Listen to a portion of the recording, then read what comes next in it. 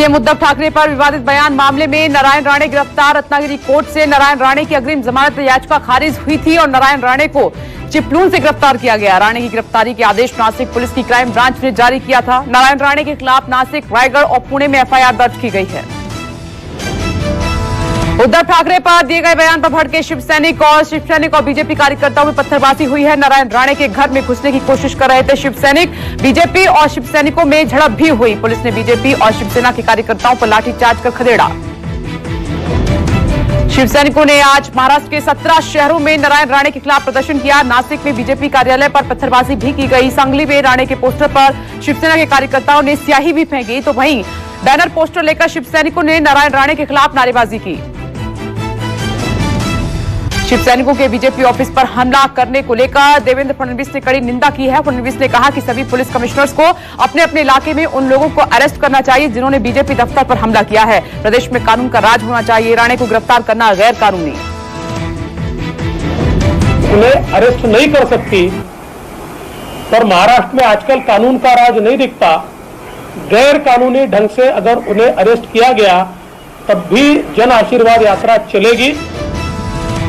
अफगानिस्तान के ताजा हालात को लेकर प्रधानमंत्री नरेंद्र मोदी और रूस के राष्ट्रपति पुतिन के बीच बातचीत हुई है और पीएम मोदी और पुतिन के बीच ये बातचीत करीब 45 मिनट हुई। बताया जा रहा है कि दोनों नेताओं ने इस दौरान अफगानिस्तान के ताजा हालात और दोनों देशों के सहयोग को लेकर चर्चा की है।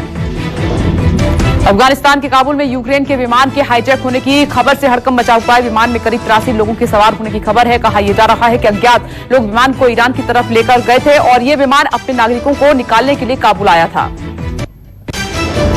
श्री गुरु ग्रंथ साहिब की 3 प्रतियां काबुल से भारत पहुंची हैं। केंद्रीय मंत्री हरदीप पुरी ने खुद रिसीव किया है। केंद्रीय मंत्री हरदीप सिंह पुरी ने दिल्ली एयरपोर्ट पर पहुंचकर खुद गुरु ग्रंथ साहिब की कॉपी ली है और अपने सिर पर गुरु ग्रंथ साहिब को लेकर बाहर निकले।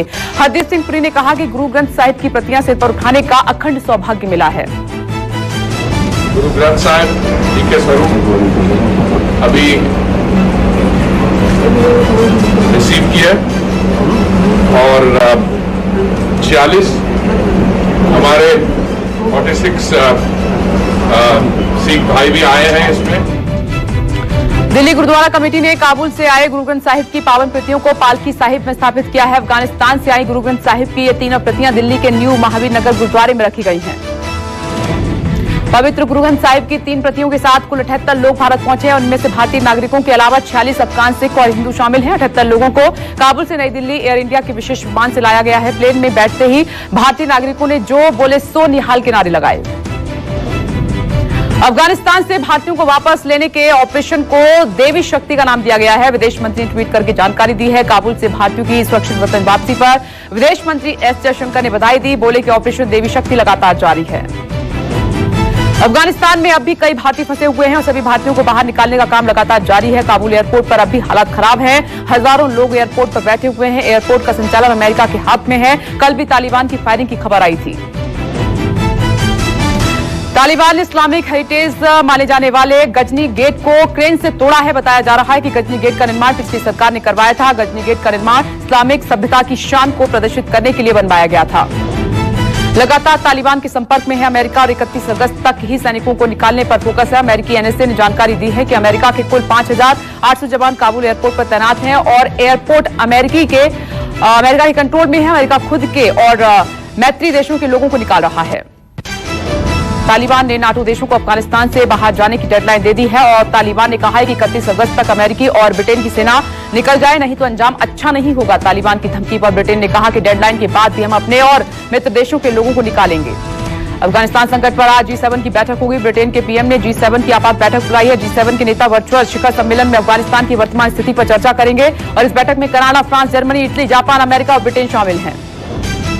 तालिबान पर कब्जे के बाद पाकिस्तान का असली चेहरा सामने आ गया है। पीओके में आतंकी संगठन जैश और लश्कर के आतंकियों ने निकाली रैली। अफगानिस्तान में तालिबान के लिए लड़ने गए आतंकी वापस लौटे हैं और एक दूसरे को गले लगाते हुए दिखाई दिए। आतंकियों के हाथ में तालिबानी झंडा भी नजर आया।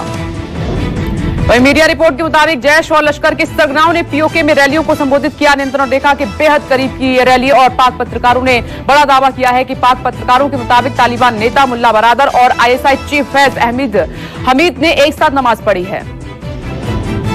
अफगानिस्तान की पॉप स्टार अरियाना सईद मौजूदा हालातों से काफी परेशान है और अरियाना सईद ने पाकिस्तान को हालात के लिए जिम्मेदार ठहराया है। अरियाना सईद ने कहा कि तालिबान के राज में महिलाओं का कोई भविष्य नहीं बचा है और हाल ही में अमेरिकी कार्गो विमान ने जान बचाकर अरियाना काबुल से भागी हैं।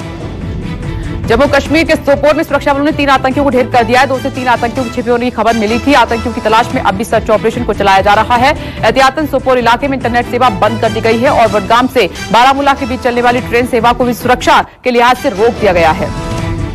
पंजाब कांग्रेस में एक बार फिर घमासान छिड़ गया है। सिद्धू खेमा पंजाब में तख्ता पलट की तैयारी में है और सीएम कैप्टन अमरिंदर सिंह के खिलाफ राज्य के 26 विधायक और 4 कैबिनेट मंत्री एकजुट हो गए हैं। खबर यहां पर यह मिल रही है कि कैप्टन विरोधी खेमा आलाकमान से मुलाकात करेगा और राज्य में सीएम बदलने की मांग होगी।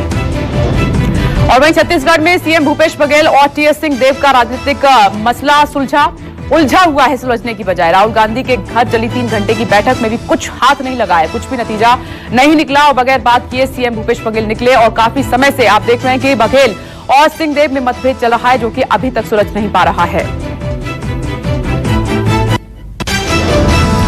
कोरोना की तीसरी लहर की आशंका के चलते पीएम मोदी की बड़ी बैठक। पीएम मोदी की इस बैठक में स्वास्थ्य मंत्रालय, कैबिनेट सचिव और नीति आयोग के अफसर शामिल हुए। कोरोना की तीसरी लहर से निपटने पर चर्चा।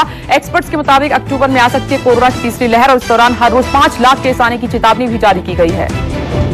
देश में कोरोना की दूसरी लहर कमजोर पड़ी है। 24 घंटे में 25,467 कोरोना मामलों की पुष्टि हुई है, जबकि एक दिन में 354 लोगों की मौत हो गई और 39,000 से ज्यादा लोग कोरोना से ठीक होकर अपने घर लौटे हैं और अब एक्टिव केस घटकर 3,19,000 के पास पहुंचे।